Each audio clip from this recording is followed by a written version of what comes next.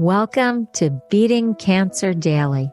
Beating stage 4 cancer for 30 years still takes my breath away every time I say it. I'm Saranne, founder of the Comedy Cures Foundation, and I hope you'll join me for just a few minutes daily for the next 365 days so we may laugh, learn, maybe cry a little as we live our best days beating cancer daily together. You guys, I have another surprise for you today. I have one of my dear, dear friends and health experts with me because I know a lot of you are obsessed with poop. And it's such an amazing topic. Jackie's going to teach us everything we need to know about our poop. And there are mysteries. There's clues in your poop, people. And I have to give you a funny visual. When I was potty training my daughter 3 decades ago, I actually created a poop conga line.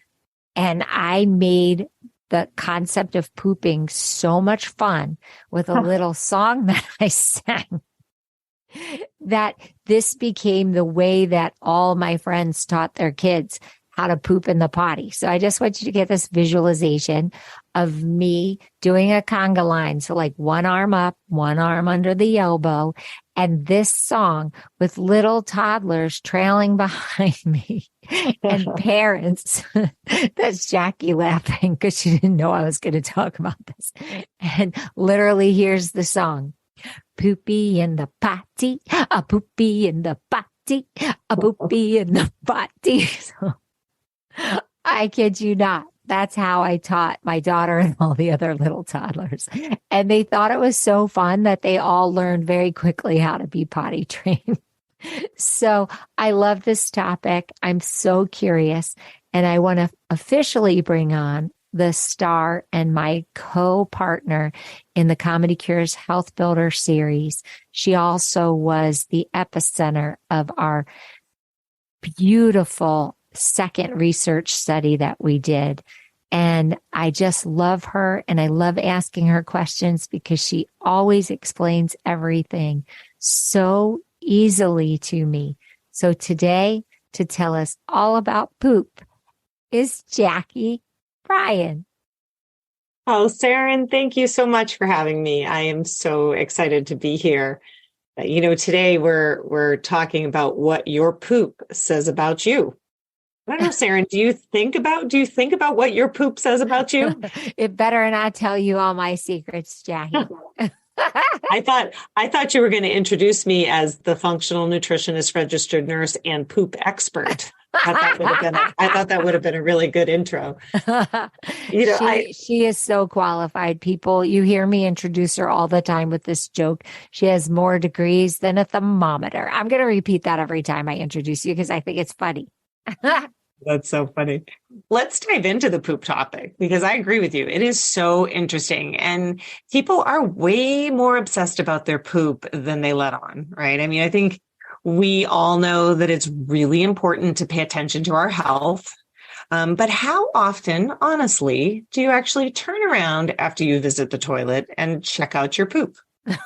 It might sound disgusting to some of you. Some of you will be like, oh, I would never do that. And some of you would be like, oh, yeah, I do it all the time. Wait a second. How about my husband asked me about my poop? And I'm like, I am not discussing that.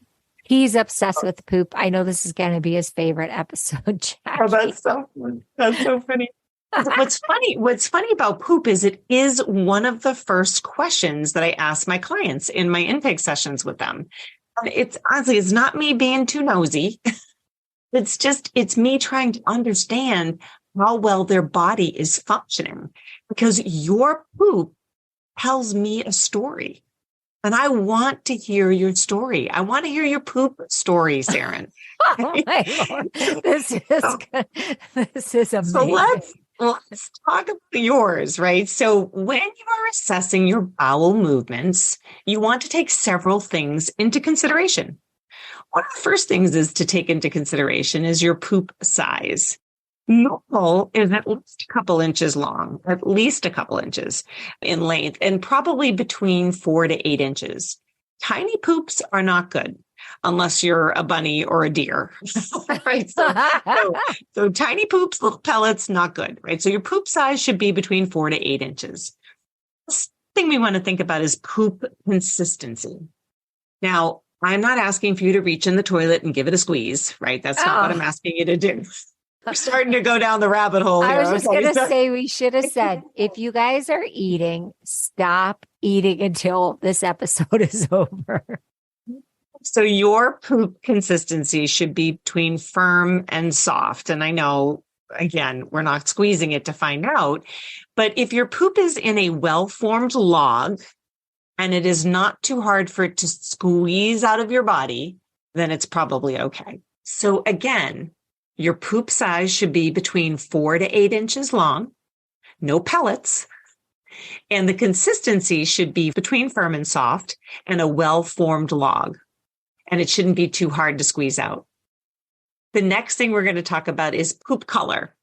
A whitish, grayish, or clay-colored stool indicates a lack of bile, which is a digestive fluid that's produced by your liver, and it's stored in your gallbladder.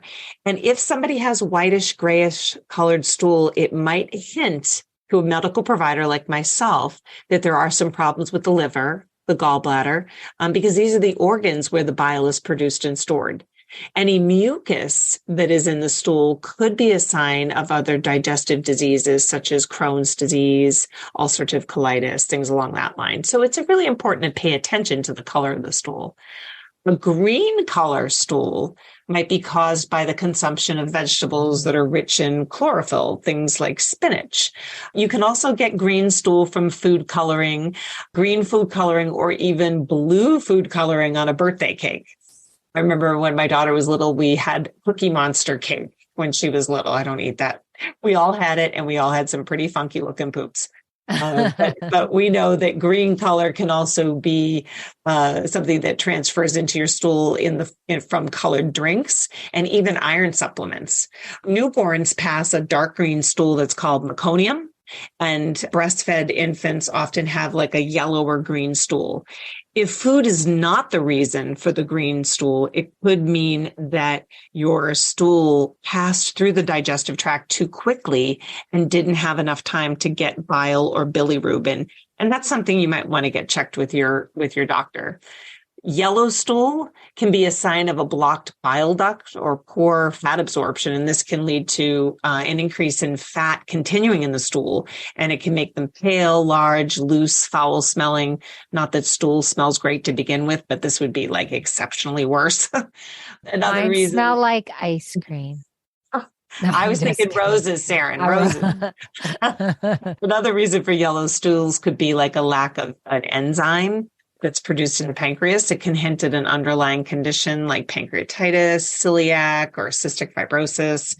But most of the time, yellow poop is a sign that you ate too many carrots or you had a yellow colored drink, right? So we don't want to jump to conclusions. I had a family member who ate a bunch of beets one night and then called me the next day saying they had blood in their stool, and it was just the redness from the beets that made it look like they had red and bloody stool.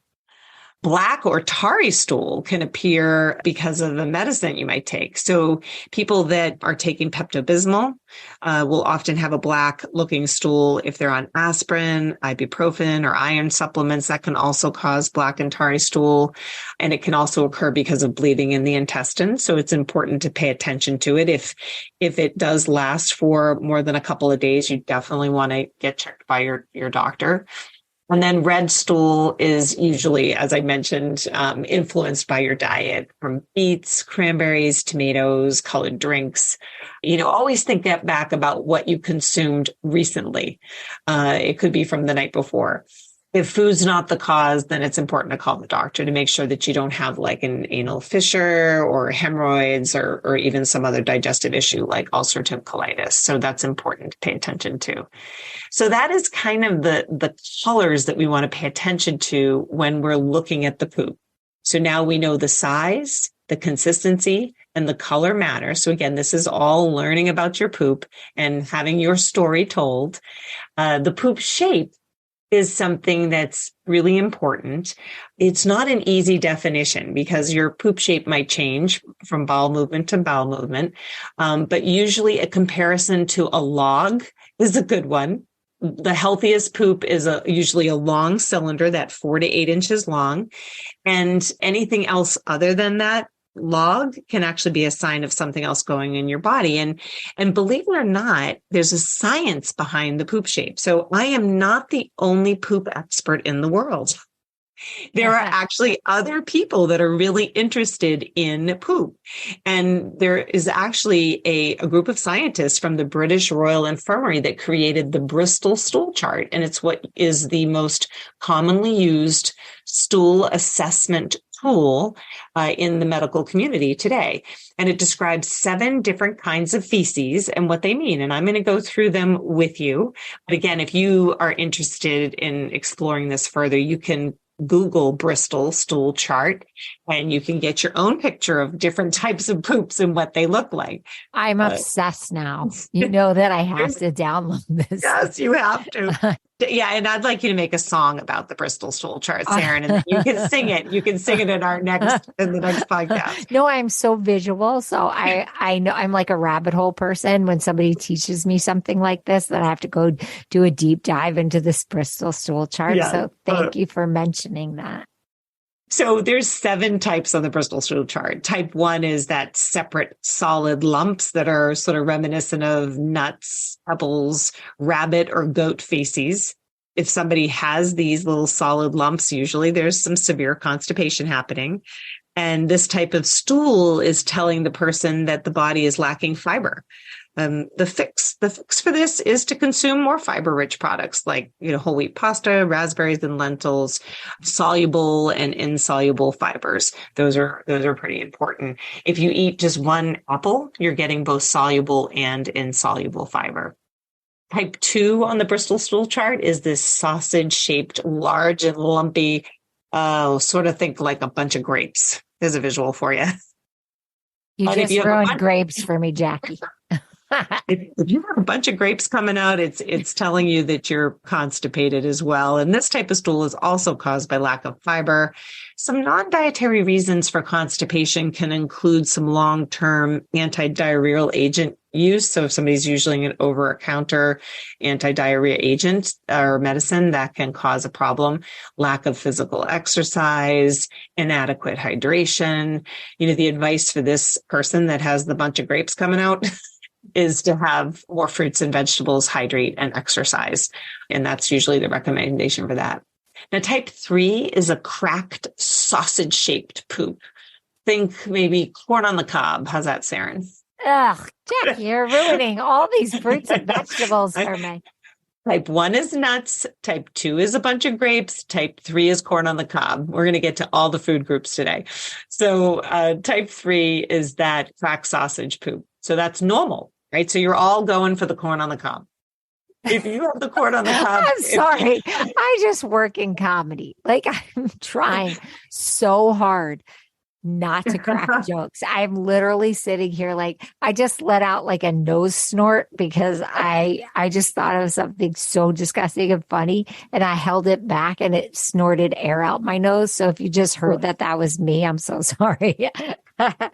So if you are a type 3, that's a normal stool, you're doing great. Keep moving, drink some water, continuing on the path that you're on. Type 4 is a sausage shaped. It's smooth, kind of like a banana or a nut butter consistency. And this is a perfect stool, right? So these are for you overachiever, you poop overachiever people.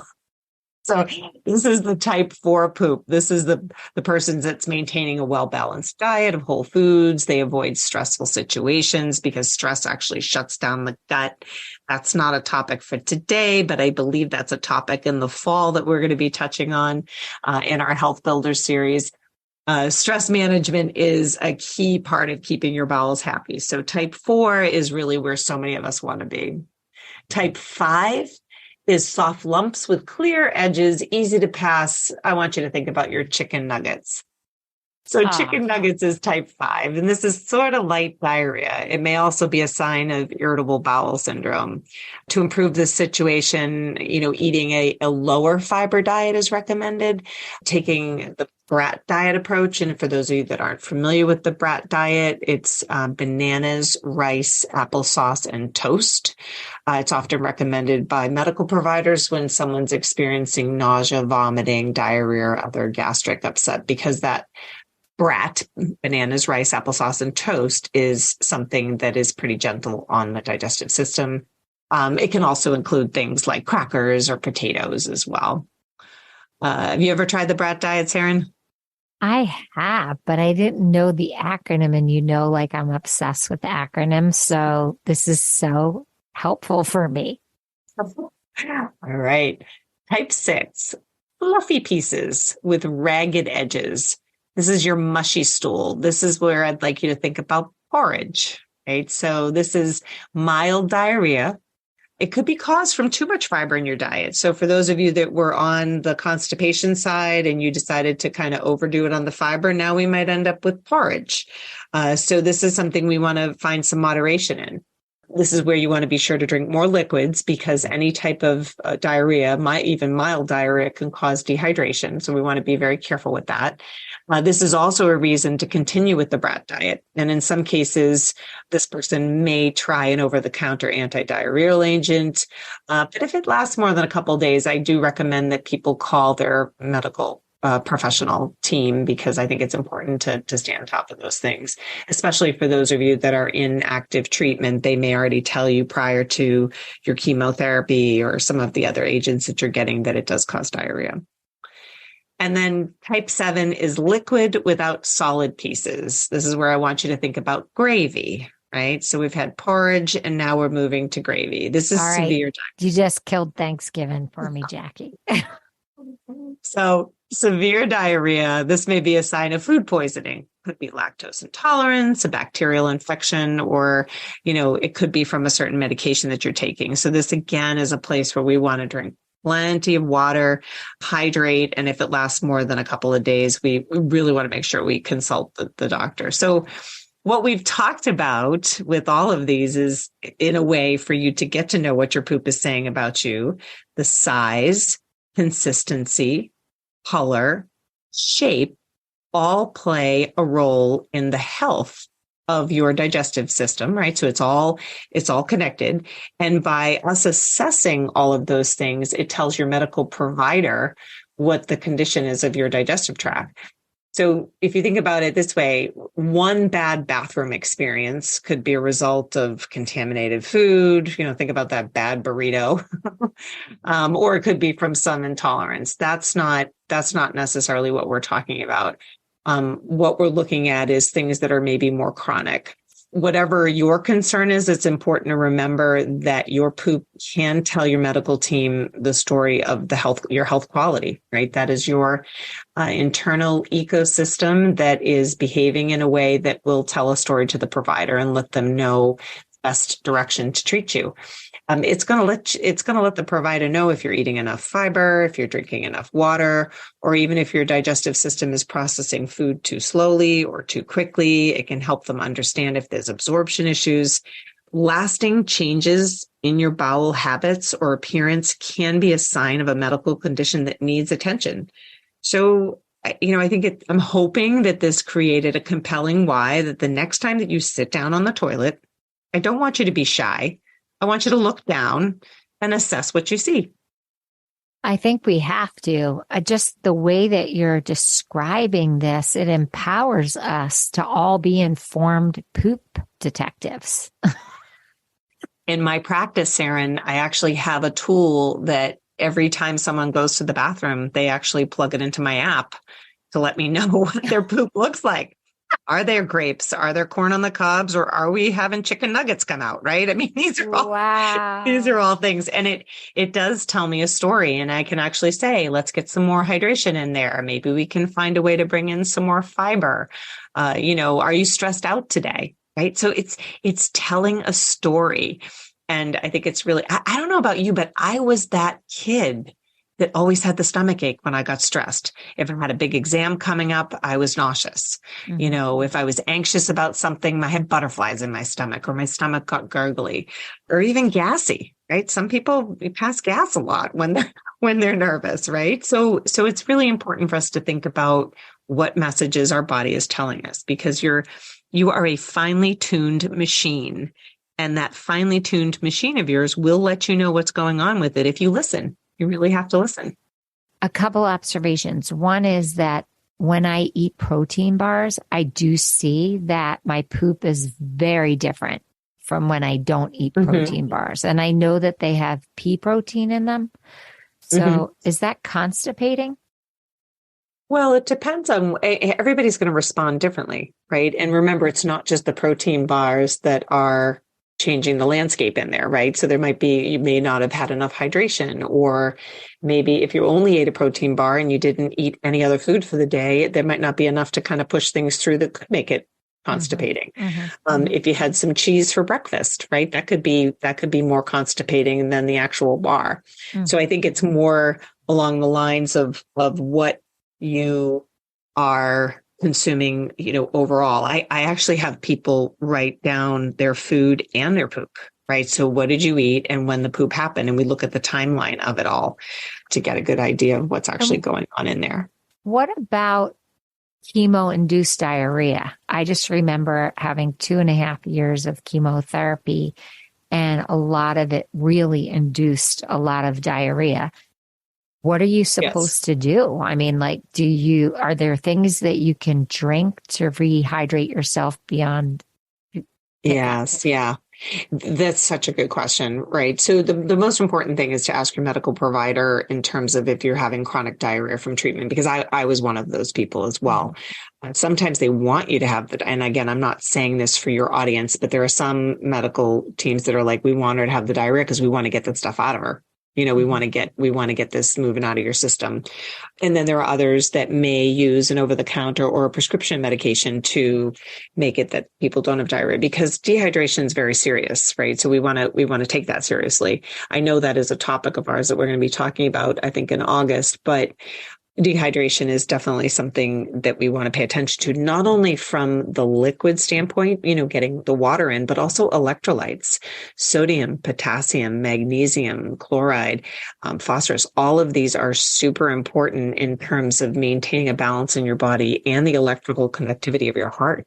Right. So there are people that have electrolyte imbalances and they end up having, some issues with their rhythm in their heart. Right. So again, really important, especially if you're in chemo and you are having ongoing diarrhea, that you want to make sure that you're communicating with your medical team and that you are hydrating. I think keeping a journal, if you can, a food journal, and so say you have your treatment on a Monday and you have diarrhea until Wednesday, but then, Thursday and Friday, things start to tighten up a little bit. And then by the weekend, it's better. That could be your sort of story. And then when you go back in 2 or 3 weeks for your next treatment, you might say, okay, I know I'm going to probably have diarrhea Monday through Wednesday. It'll tighten up on Thursday and Friday. And then by the weekend, it will be normal. And so you'll know the story. But unless you keep track, no one's going to know. Right. So you just have to pay attention to it. Do you think these electrolyte drinks are something that you should have around the house in case you're having diarrhea, or it's better to get the electrolytes from another source? So that's such a loaded question, right? Because some of and I won't say any names, I promise, but some of the electrolyte drinks that are out there are loaded with sugar, and any added sugar for the general public is not great, but especially the cancer population, it's not something we want to pour into our body. So electrolytes can be acquired through many different things, right? So salt can be acquired just from the table salt, right? You don't need it mixed with sugar. Bananas have potassium. So there are different ways that you can get in some of those really important electrolytes through food sources. And that's something that we could maybe weave into I plan on weaving in electrolytes into our hydration talk in August. I am so excited to hear that. I'm obsessed with water. It's a running joke around here. I am too. I have a big jug of it next to me right now. I do too. I have 2. Like I have one big one and one medium sized one in case I don't want to make noise while we're on. So I have a little one and then a big, I have water insecurity, actually. We'll talk about that when we do a hydration episode. I don't know about many religions, but I do know that in the Jewish religion, there is a prayer that you say after you go to the bathroom, whether it's one or two, and you're basically thanking the creator for giving you the opportunity to have that part of your body function and excrete properly. And when I learned that, I thought, wow, like to even bring that kind of momentary thoughtfulness and grace and gratitude into that bodily function that I think we all take for granted until it doesn't work is really something special. So I don't know if you knew that, but there was actually I didn't know that. It's a real blessing that you say the minute it's so you wash your hands, of course, but then you say this blessing as you walk out of the bathroom. And I don't know it in Hebrew. I'm Jewish, but I don't know it in Hebrew. But I try to take a moment when I walk out of the bathroom and just really be grateful that everything came out okay. But now I know I have some work to do before I even leave the bathroom. Well, I think it's such an important thing. And one piece I will also end on is that bringing attention to our bowel movements, our poop, whatever you want to call it, is important for screening for colon cancer and, for many other issues. It used to be that people didn't talk about these things, just like breast cancer. I had a great aunt that had a mastectomy, but no one knows why, right? Because nobody really talked about it. I mean, I think it's important to talk about these things so that we can identify issues earlier on and we don't wait until it's too late. We have the chance to address these issues earlier, which is really important. I can probably count on one finger, maybe two, how many times a medical professional asked me on a paper or on an electronic chart about my bowel movements. That wasn't, a gastro person that specifically looks at gastro problems after they begin, but just the general practitioner. I don't think I've ever been asked. And now that you say it, it is a way to telegraph what's going on in the body. And I think it's fascinating that you do that with your clients. I know that everyone's going to start thinking about their bathroom rituals very differently now. Can I tell you a joke before we go? Oh, please do. Okay.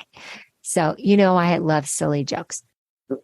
I ate a bowl of alphabet soup and now I'm having a vowel movement. I love that. That's hysterical. I want you to use that in your presentation. Oh, that's so funny. I'm going to use that with my family at dinner tonight.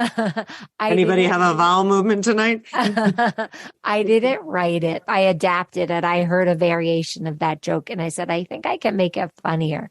But I adore you and I'm so honored. And I hope that you'll come back on another episode of Beating Cancer Daily and enlighten us the way you do. And remind everyone right now to go to the comedycures.org website, to the front page, literally hit the sign up button so that you can be notified of the monthly sessions that we get to spend more time with Jackie and she gets to teach us. Thank you, Sam. You are welcome. Everybody, have a blessed day. Go check your poop, and we'll see you tomorrow.